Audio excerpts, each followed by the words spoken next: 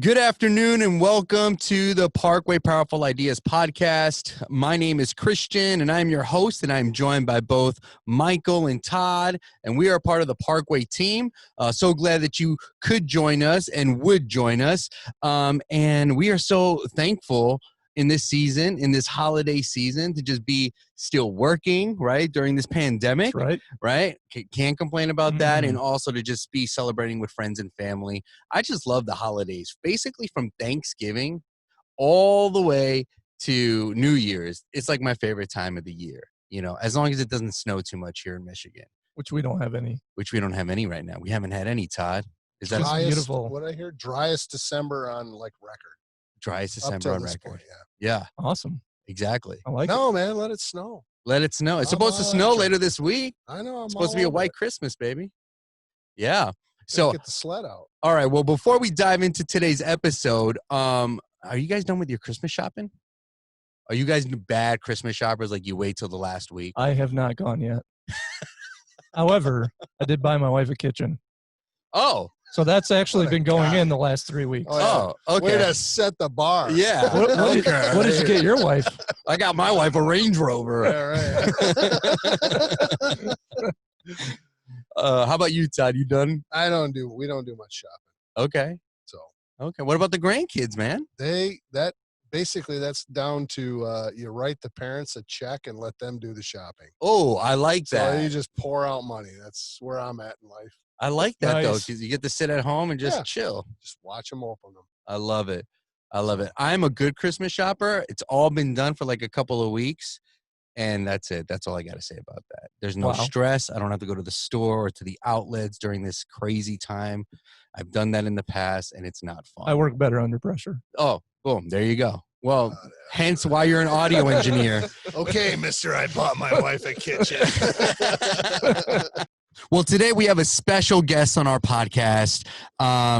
We have Thayne Asaro joining us. Thayne is the production director at Woodland Church in Battle Creek, Michigan. Thayne, how are you today, man? Thanks so much for joining us. Yeah, man. Fantastic. Thanks for having me. Super honored to be doing this with you guys. Well, check it out, man. Are you done with your Christmas shopping? So I'm a big Black Friday Christmas shopper. I try to get it all done on Black Friday. This year I got everyone done except my mom. I haven't gotten a gift for my mom yet. Oh. So I gotta figure that out here in the next day or two and nail that down. So I think I might be going shopping after work today. Nice. Yeah. Definitely don't want to forget mom on the Christmas list. That is a big no. Bad move. Absolutely. Well, again, thanks for joining us, man. But as we get started on this episode, would you mind just giving our listeners a few, like 5 minutes, boom, of your background, of how you really came to be a production director, a technical director? I know you've been at a couple of churches, and so why don't you just give us your background on how you kind of got into the biz? Yeah, totally. So I started... So I was 18 years old and I went and started an internship at Radiant Church over in Kalamazoo, Michigan. Really awesome church. Got to go over there and intern for just about a year. And at the end of that internship, it had 3 weeks left. And the person I was interning under actually left to go plant a church. So there was this opening and I was interning in the production technology kind of world. And so the job was open. And I was the only intern at the time. And it was kind of a sudden move for that guy. So they're like, hey, we're going to bring temporarily, have you come in, kind of hold down the fort until we hire the guy. So I was 18, almost 19 at the time. So they hired me on temporarily and said, hey, maybe once we hire the guy, we can keep you on like an admin role or something like that. So I was like, sweet, I'm in. So my very first service on staff was actually Christmas Eve. So just over 4,000 people in and out of the doors over about 5 services. So nothing like a little nerves to get started off. Oh, yeah. They fed you wolves, baby. Yeah. So it was awesome. So again, it was a temporary gig and it was supposed to be like 90 days-ish. In 90 days turned into 6 years. And so I ended up being there for about 6 years. And it was so cool. I loved learning under Pastor Lee, Pastor Caleb, the entire team there. It was a really great place to kind of get my feet planted, learn a lot about what church and production and technology looks like. And then about 2.5 years ago, my wife and I moved over to Woodland Church here in Battle Creek and have been here ever since. So absolutely love it. It's been such an amazing journey. I never thought that this is what I was going to do. I actually first had a passion for youth ministry, and I did a internship in that. And then I was like, nope, I hate kids. So, Are we gonna have to edit that part? Nope. yeah, maybe. I don't. Whoa. Middle schoolers. Oh, okay. Yeah, there's smelly. Some don't wear deodorant still. They don't shower. It's bad. Right. So, no. So I was like, all right, I'll try out the creative arts technology side of things. So intern led into the job, and I've been doing, I think I actually just passed 8 years this week doing it full time. So That's awesome, man. it's Been cool to see from the outside kind of you go through that journey. I think I might have known you since pretty close. I mean, when Brandon was over at Radiant, used to be a worship pastor there. That's when I first met you. Might have been 2012-ish, 2013-ish, something like that. And I remember just connecting with you, man, and just to see your journey to this point. Just awesome. Just really, really cool to see all the things you're accomplishing, how you're helping the local church, and how you're progressing even in your faith, man. It's really, really cool. It's awesome. Yeah. Well, so we worked on a project with Woodland where Thayne is currently at a number of years ago. And I just wanted you to, Michael, because you were kind of the point person working with Thayne on this project, wanted you to give kind of an overall scope of like, okay, we came in and these are kind of the things that we were looking at upgrading or changing.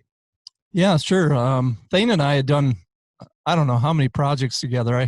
He moved to church and I tend to follow him. So, well, Woodland was quite a bit behind, I would say, current technology. And so Thayne called us in and, we had multiple discussions about, okay, what's the priorities? What do we need to look at? And we came in and kind of assessed the audio system, all the video system. Didn't really address lighting at this point. But we just kind of looked at it as a whole and kind of, Thayne wanted to kind of talk through some solutions. And so, we just kind of holistically looked at the AV as a whole in the campus. Nice. So, yeah. And so Thayne, what were your main priorities during this project? So one thing that Michael mentioned is that it seemed like Woodland was kind of behind, right, on technology, kind of outdated, it seems, right? And so what were kind of the priorities that you guys as an organization, and then you with your experience, what were you guys looking at to kind of change? Yeah, totally. So when I came on, so the church seats, the main auditorium seats right around 2,400. So it's actually a very, very large room. And they built the room back in 2008. So it was about 10, 11 years old at the time when we did the install. And when they put stuff in, it was on its end of its life cycle then. So like it was the Yamaha M7, which again, 15 years ago, amazing. Like it was the standard. They had an old ISP line array, which was okay. It was doing the job, and just some different challenges. The projectors that they were using at the time were really dim. They weren't properly maintained or anything like that. And just, again, at the end of 10 years, technology moves so fast that everything was just done. So the church, and again, obviously, if you have listened to the podcast, you got to see my senior pastor on a couple months ago. The church went through a hard season about 10, 12 years ago and dropped from around 4,000 weekly attendance down to around 1,000. So they didn't really have a ton of money to pour into technology over that span. So since new leadership came in, they started setting aside money intentionally, knowing that the weekend environment, that experience is so crucial to people coming in and feeling at home. Like there's a difference when you come in and the sound is sharp or you can't read the words. Like he wants people to come in and not have distractions from the technology, but he wants it to create an experience and an environment. So that was one of the first conversations is I was like, Mike, I want this to be an impactful experience. When someone comes in, I don't want them to be like, ooh, that looks dim, or, oh, that sounds funny, or that feels weird. So I wanted excellence, but we had to do it on a budget. So we were looking at all the things we do when we walk into a room, right? Yes, sure. I've been around Mike long enough that I've learned to do a little bit self-mic consult. I've got the little mic on my shoulder, and he's like, "Hey, look at this! Look at this! Look at this!" You sure about that? You sure about that? Acoustics. So it was great. So I started looking around and was like, okay, we need to make some major rehauls. So I sat down with Pastor and I said, what is important to you? That's one of the most key things anyone that's in my position is not what do you think is most important? Ask your leadership, like, what is a win to you? Because they don't know the nuts and bolts, but they know what the holistic picture looks like. And to him, he said, audio. I want audio to win. He goes, lighting is secondary. Even environmental stuff is secondary. I want audio, and then I want to set this foundation for video as we move forward. So yeah, so that was kind of the first thing is I was like, okay, I want audio, and I don't want to have to like do this halfway. I want to hit it right away. So that's when I had Mike come in. I said, hey, this is the room. Let's walk through it. Let's listen and see what the best solution is going to be. What were just speaking of the room and kind of the scope of things, because obviously, okay, you have a big room, right? And so big rooms are not cheap to overhaul. Yeah. Right. It takes a little something. Not. What were some of the technical challenges you faced when you were hired to take over the facility? Yeah. Focused with audio stuff. There's always this weird balance between coverage and impact. Like we're always trying to find that balance of like, okay, because coverage is like nerdy tech guys love the word coverage. It's like, oh my gosh, even cover, like, which is awesome. But if you have a ton of coverage and no sub, it's going to sound thin. It's not going to hug you. You want that audio to hug you. So Mike and I started looking like, okay, this is our budget. What does it look like to have even coverage throughout the room? So there's not dead spots. There's not a ton of just open gaps in the coverage, but still have strong impact in the sound. So it's one of the first things. And the room, it has a slope, and there wasn't a ton of treatment in the room. So it's got a pretty reverberant sound space to it. So kind of looking through that. And then the other things is it was just not maintained. Like when a church goes through a massive collapse of people, personnel, staffing, changing out projector bulbs kind of slips to the bottom of the list when you're trying to keep the lights on. Right. So, there was just not a ton of upkeep. There's a lot of outdated, unmaintained, dusty equipment. So the first thing I did was just cleaned everything. I filled probably 5 or 6 dumpsters of just stuff just to set a clean slate so that we could start building something new. That's very cool. I want to talk about that room acoustics that you just briefly mentioned. When I first walked in, there was quite a slap on the back wall. And there was a solution that you and I came up with.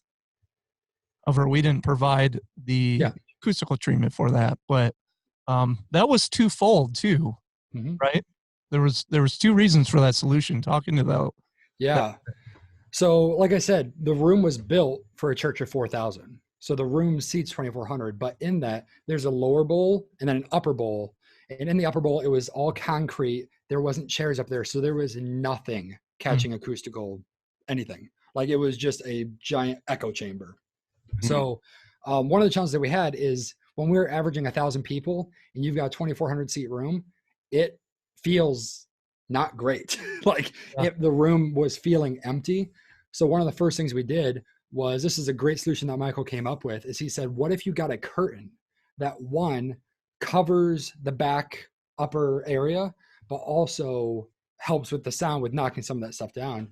So we worked with Rose Brand, and it was one of those things that Michael said, hey, personnel, install, stuff like this, you're actually gonna be better off subcontracting this out to just some labor install guys. A local contractor. Yeah, versus having the Parkway guys do it, which saved us money and also got us the solution that we needed and freed up money so we could spend it more on the PA, other console solutions like that. So that's one of the things when working with Michael that I've loved is there's no salesman games. It's just, hey, here's the best solution for you. This part we can do really well. This part you might be better off going this direction. Whether it's box sale stuff or what, small install that's not as technical in format. So yeah, so getting that curtain, it's a 165-foot acoustic weighted heavy Rose Brand curtain that wraps the entire exterior of our sanctuary. How tall is that? Oh, it is. It's like 8 feet, isn't it? What was that? It's like 18 feet. Oh, it's taller than that even. I think it's like 26. Okay. Yeah. So it's like 26 all the way around. Yeah. So 26 feet by 100 and some feet. Yeah, 160 feet. It's a massive, That's huge, man. massive Huge, amount of very. treatment, and it cut the room down to make it feel a little smaller, Sure. which is what it really And needs to and accomplish. there's an instant change for pastor preaching, even because he's like, I didn't feel like I was preaching to this gaping void. He goes, the people were here. And so it even changed the room. We started seeing engagement go up because people were more clumped together pre-COVID. And yeah, it made the room feel better, even outside of an audio perspective. So I think it's important to note just using the room that you have and finding the solutions that work for you. It doesn't necessarily mean that you gotta, go build another building. It's okay. We've got a huge auditorium, and since we had a crisis, the attendance has been down. How do we make that room feel smaller? And we've been in these conversations with other churches too, where it's like, okay, maybe we can close down the side gallerias. We've had those conversations at my church, even though we didn't execute it, but there was lots of those kind of discussions. Just how do you make that room feel more intimate? Yeah. And that all goes with architectural and acoustical treatment, along with your PA systems and your visuals and all that stuff. It all works together. Yeah, there are definitely creative ways to be able to do that. No matter what your room looks like. I was in a room that was 360 degrees around, and on certain nights we would take out pipe and drape and cut off like half the room because only like half the room would get full on like a worship night or something of that nature. So yeah, I totally agree with you. Is sometimes you don't have to look for a new room or a new building. You can work with what you have, kind of make the best of it. Yeah. Well, I know you mentioned, Thayne, that there was an ISP rig in there when you first arrived. What did we end up going with, gentlemen, for the PA? If you could break that down a little bit for us. Yeah, sure. Well, we worked with L Acoustics. We brought in Mikely to kind of assist with the design. That's Josh Mikely. Josh Mikely. Yep. And we ended up landing for price versus budget and all that stuff. We ended up with a Kiva 2 rig, 9 boxes aside with, was it 4 flown 15s behind it, each side? Yep. Each side. And then we ended up with 4 KS-28s in a sub bunker, which is just amazing. That sounds amazing. My favorite part of the system. It sounds amazing. So on top of that, we had WIFO side fills just to cover, I don't know, maybe 50, 60 seats, roughly. Yeah. And then front fills, X8 front fills. So very nice.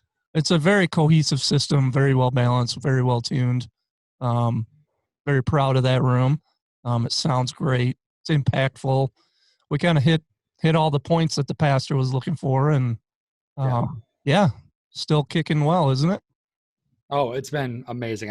I've never mixed on a room that I enjoy so much as this room. Yeah. Like I absolutely love it. I would agree with that. So can you describe the contrast, describe that contrast between the new PA and the old PA? Like what is that like, not only for you and for the tech team or for the staff or your lead pastor, but the people themselves? Like, have you seen a huge difference where it's like, man, the engagement has just gone up? Like, just tell us a little bit about your perspective on that. Yeah, totally. So impact, balance. Like those are the 2 words I would have for it. Is those KS-28s provide punch.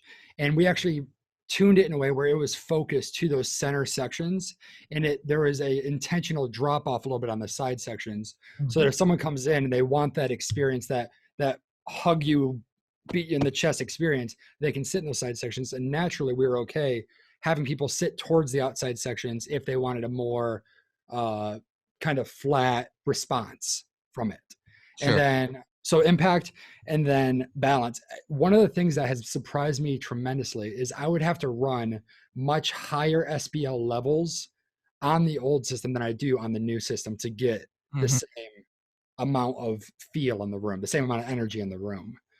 Where like even preaching, like on the old system, I would be sitting there as pastor would be preaching and it'd feel sharp and you could hear the reflections because you were pushing so much energy into this giant room that the reflections were just everywhere. And it was, you couldn't have the tangibility that you want. You couldn't hear it. All you could hear was just a whoop, whoop, whoop, whoop, whoop effect that was going on. Yeah. With the new system, I was able to pull SPLs down while still keeping impact and having it be very like I could tell what he was saying. I could feel it didn't feel distant. It felt like he was talking here. That's great. Yeah, it was awesome. Yeah. Very cool. What did we end up doing at front of house? We chose the Allen Heath D Live, and it took Thayne a little convincing to buy Allen and Heath again. Yeah. Tell him why, Michael. Tell him why. Again. You mean the iLive? Yeah, our favorite old iLive that none of us like anymore. Awful console. Yeah. Well, it serves its purpose. It serves its purpose. T1112. Yeah, the T112. Yeah. T1112. Well, obviously the D Live brand and the model has greatly increased in technology. Absolutely. It is completely different than the old iLive. Yes. Thank you, Allen and Heath. Yes, thank you for improving. It's You guys rock. And it sounds really good. Your whole ecosystem is just wonderful. It's working very well together in lots of installs. And so we chose that. It's running full 96 kilohertz through the whole system. And what were they running before that? M7. Oh, you mentioned that, the M7. Okay.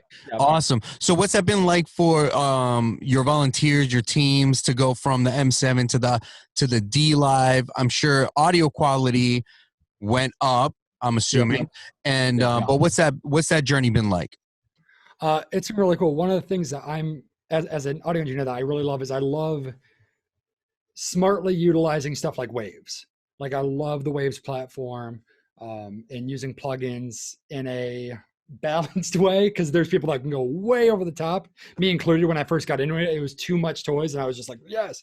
One of the things I love about Live is the integrations it has, whether it's with Maddie, Dante for recording and playback, or Waves. It's so modular that I can add things to add functionality that I want, that I'm comfortable with.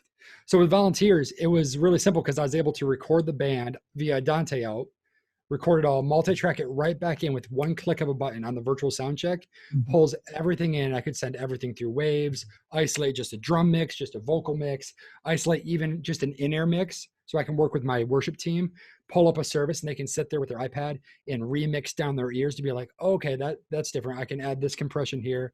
So just the ability to do some of the things that is typically only available on really large scale consoles for a budget that a D Live was able to bring and still keep that 96 kilohertz audio quality was awesome. So we moved away from having heavy volunteer run. We moved more towards having 1 or 2 key volunteers and then staff run. But that was more of a quality and consistency decision, not a technology decision, because the technology was there, or I could train someone. I'm actually training someone right now this week on the system, and it's great because I don't have to worry about getting a band in here or worrying about the room. I can just multi-track something in, mix it, EQ, compression, deep processing, waves, do the entire thing just with a Dante playback. Yeah, it's fantastic. And along with that console, we added a broadcast mixer and in-ear monitor mixer. Yep. We did a separate SQ Allen Heath piggybacked off of that, and that's feeding all the wireless in-ears. Yes. Musicians are using the iPads and the apps. So what we did is so we've got wireless. I think they're Shure 1000s or PSM 900s for all the vocalists for in-ears, and then everyone else is wired to Neve headphone amps, which is something I actually kind of picked up on in when I was over at Radiant, and they are amazing because like I've used other headphone amps, and some of them, like some of the budget ones, have great functionality, but translating that 96K audio even to the ears is huge because the entire system, broadcast, in-ears, front of house, everything is at 96. Wow. So which has been awesome. So yeah, iPads, Shure Wireless, which was also part of that project, and then those Neve headphone amps have been awesome. So the SQ iPad app is such a breeze with their subgroups that they have and customization of being able to label and move things around. It's been a dream. My worship team has loved it. Awesome. That is awesome. I see you're sitting in your video room drinking out of your sweet Parkway mug there. But speaking of video, you're in your video room, and I know we did some video work with them as well. Do you guys want to dive into that a little bit and give a little bit of an explanation of what you were going for and how you landed there? By the way, to our listeners, if you want one of those mugs, yeah, there's one way to get one. That's true. If you want one of those mugs, yes, give us a call. Yes. It's awesome. Yeah. So video is actually one of the later additions into the project, because once we saw how far under budget we were coming on audio, projection, and with treatment, we were like, okay, we've got some money to play with for video. And really the main thing there was just getting a backbone, just having a landing spot. One of the things I learned is sometimes I'd try to chew off too much in one go at one time, where I learned it's better to just get a foundation, get 1 to 2 cameras, and then build out from there. So that's what we did. Is I talked with Mike, I was like, what are the things I need to just start? Yeah. Like just getting a router, getting the switcher, 1 or 2 Ursa broadcast cameras. And that's what we did. And it's been phenomenal for us. We've actually added, when I came on, there was a total of 4 volunteers on our video team. Last week, I had a team get together. I think we are now at 36 or 37 total volunteers just on Awesome, this. baby. Yeah. So it's amazing that it shows, like, once you can place value in something and actually create something that people will get excited about. Because we were using old, I don't even know what they were, but they were like still took tapes. It was bad. And like no one gets excited about that. Like no volunteers like, I want to be on that team. But when we see, okay, they're on Facebook Live, they've got this video suite, they've got some monitors, like a switch. People are like, what is that? And the team blew up. So it's been so awesome to see. So yeah, mainly backbone stuff. Yeah, I think people gloss over a lot the need for proper infrastructure. You know, so it's better to invest into the correct cabling and grow slowly. I totally agree with you, Thayne. Yeah, absolutely. So, yeah. And then you guys also did some work on stage as well. Yeah. Yes. You want to dive into that a little bit? Yeah, let's talk about projection. Yeah, I'll let you start that one. So the projection was fun. We did a 30-foot wide by 18-foot tall. 32 feet wide. Don't sell me short. Okay, 32. 32 feet wide. If you count the frame, it's probably 33 and 6 inches. All right. Okay, all right. So 32 feet wide by 18-foot tall projection screen that we used as a backdrop. Talk a little bit about what your vision for that was. Yeah, so that one was actually not a me vision. That was a pastor vision. And originally, the original bid that Michael and I worked out was for 2 projectors, just 2 16:9, very standard setup, because we were going to start utilizing iMag for the big room and stuff like that. And pastor's like, hey, I know that we need side screens, and that's something that we're actually talking through right now. Like, what does that look like in 2021, maybe 2022? But he goes, I love the direction that Creative Church is taking with having digital backdrops, whether it's an LED wall or a projector or anything like that behind the band, behind the speakers, to add a environmental and visual element to the onstage experience, because it was just a black void. So that was one of the things that Michael and I started talking through, and he came down, made an extra trip, and we started taking measurements, figuring out, okay, how are we going to get this started? Do we do rear projection? Do we do front projection? Is this a multi-projector solution, or is it a 1 projector solution? There's a lot of things there that would have taken me 30 hours out doing all the math. But with the software that he has and the stuff like that, he was able to pull it up in a matter of 2 hours. We had a solution that we were able to present that fit budget. And I've been pretty happy with it. It is immediately a visual focal point as soon as you walk in the room. Yeah, so the projector that we installed was a Panasonic 31,000 lumen RZ projector, which was just beautiful image. And it was able to we did do front projection. We ended up doing a short throw lens.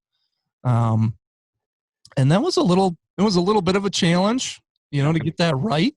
But now musicians, and thankfully the stage was deep enough to accommodate such a large install. But musicians can walk within 5 feet, I believe, of that screen and not be seen. So, yeah, that was one of the big challenges is with any project that you do, especially to this scale where we had multiple system overhauls, you're going to run into things that, whether it's, because I didn't give the proper information, or you get up in the ceiling, the electrical is a little different than what we thought. Like you're going to run into stuff that doesn't go exactly how we did on paper. Right. That's when we hit you with extras, right? Yeah. Well, actually, when we discovered this, Michael rushed a short throw lens, projector lens here, and we got it up for the weekend that we were launching. And this was all of on about 2 days notice, because it was actually the last part of the install. And because we got up there and we put it up there, and I did my measurements wrong, and we didn't have enough stage depth, because with projection, obviously there's throw, and you can actually get within 4.5 feet now with the new lens. When we had to make that change, it was not here's a rebill and here's expedited shipping and here's this and here's that. Michael said, hey, these are one of those things that we should have caught in the design process, and we didn't, even though it was my numbers that I fed him wrong. He said, let me get it here. Don't worry about it. We'll take care of it and get it right. That's awesome. Yeah. There's such a value to that when you're in that high stress environment and you're launching this Sunday and it's got to be ready. Pastor's like, I can't wait to see it. The board's coming in. No, I'm just kidding. To see it. And it's got to be right. And there's been actually a couple of times that Michael has been like, hey, I got your back. Even in other projects, that means staying overnight, having crews work around the clock and making it. That doesn't mean everything's free, people. No, it was the around the clock. No, but I've actually seen it. I remember when I first visited, when it was maybe like within the first month of working at Parkway, we went over to Woodland and just kind of hung out with Thayne. And man, when I walked in and I just saw everything on, it just looked really good. I was like, wait, that's a projection screen? Mike's like, yeah. I'm like, man, it looks phenomenal. It really looks great. How long ago was that? That was 1.5 years now, has it been? Yeah, 1.5 years. Okay. Yeah. 2 years, I think. Yeah, and it's been great. I mean, we haven't had a single issue with it. It's all connected to the QSys system. I guess that's one thing we haven't talked about yet. Yeah. Is the L acoustics, the projector, even our video system we have tied in to the QSys processing, so that I have everything right up front of house. I can power everything on, power it off. Makes it really easy for volunteers. That's awesome. Yeah. That's that must really have been cool. a pretty early implementation of QSys, wasn't it? Probably for us. A couple years? But yeah. Yeah. Cool. What's really cool is that there's a plugin for QSys that allows you all the L acoustics amplifier feedback, so you can actually mute your whole PA. You can see the levels coming in real time, which is cool. Which is, I didn't even think about this when we were doing install, but one of the things that's been really useful is like when we do communion, we'll have people come down front and we'll have the band playing. It'll be a big moment. But when they come down front, getting within 6 inches of those front fills while you're trying to take communion can be a little intense. So it's been cool. I just have that little QSys board right there. I just mute my front fills. The rest of the PA still is going. That way, as they come forward, it's nice and quiet. They can go back. And as soon as we're done, kick them back on. They come on nice and clean and back in business. Well, the intention of installing that QSys brain too was expansion in the future, because getting that all on your lobby feeds and your cafe feeds and shooting it over across the building if necessary. And you did actually recently tie into that.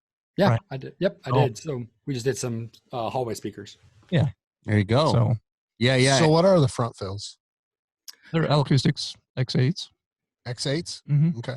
Nice. They're sweet. Mounted on top of the lip. Should have had some pictures. Yeah, we got some. We'll throw them in there. We'll edit it. We'll add it. We'll add it in for the clients, for the magic. peoples. Magic of video editing. Well, one thing I did want to ask that we didn't quite cover, like obviously we're going to come in, we're going to design, we're going to partner, we're going to bend over backwards for our clients, and because we just believe in what we do and we want to create great solutions. Mm-hmm. But one thing I did want to ask about, what was the experience like, Thayne, working with Parkway and our different teams? So obviously Michael is your direct liaison, right?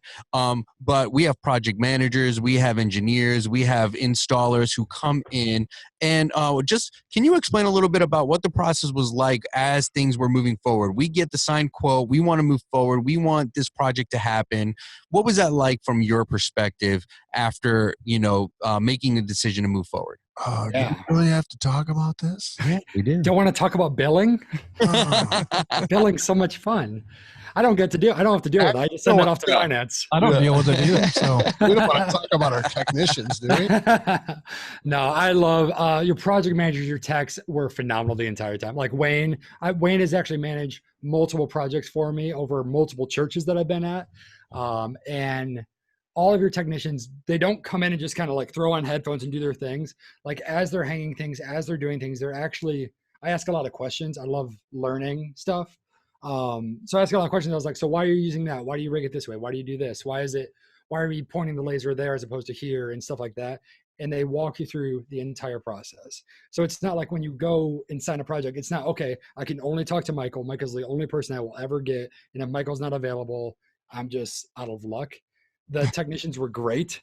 The entire project went smoothly. And every time before they left, they'd shoot me a text saying, hey, here's where the project's at. Here are the things that are working out when we come back. Here's when we're coming back. I felt in the loop the entire time. Financing was great too, because it was a large project. I mean, it was several $100,000 project, and financing worked with us so we could pace it out over the length of the project, and provided some extra documentation to put our board at ease, so that they knew that they were going into something that was trusted.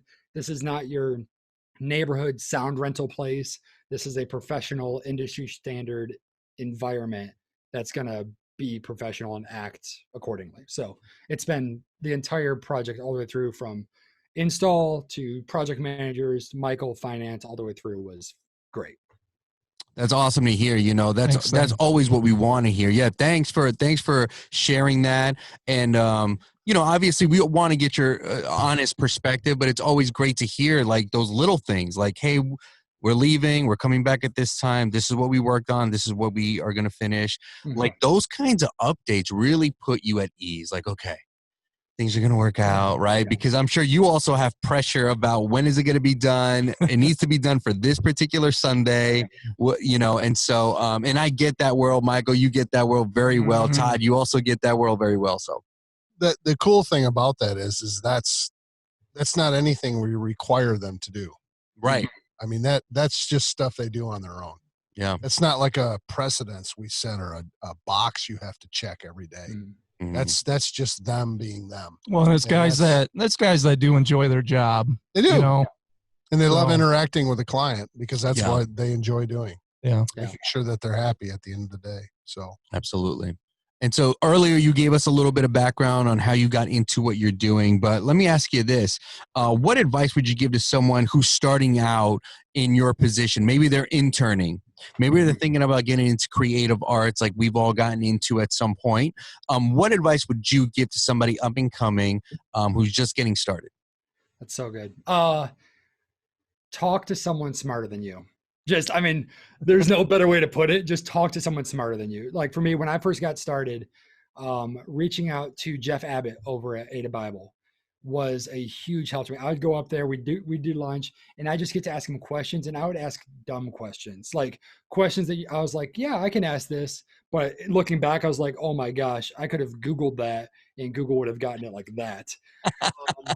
But having people that will pour into you is huge. And having the humility to say, I don't know. Like that's been my favorite. I don't know and no are my two favorite answers in the church world. Is I don't know what that is. Let me go find out. Or no, I can't do that, but let me find someone who can. Like carrying that humility is huge, because a lot of times production guys, we have a little bit of a hard nose to us. We want to grind it out, get it done. Regardless of who we run over in the process.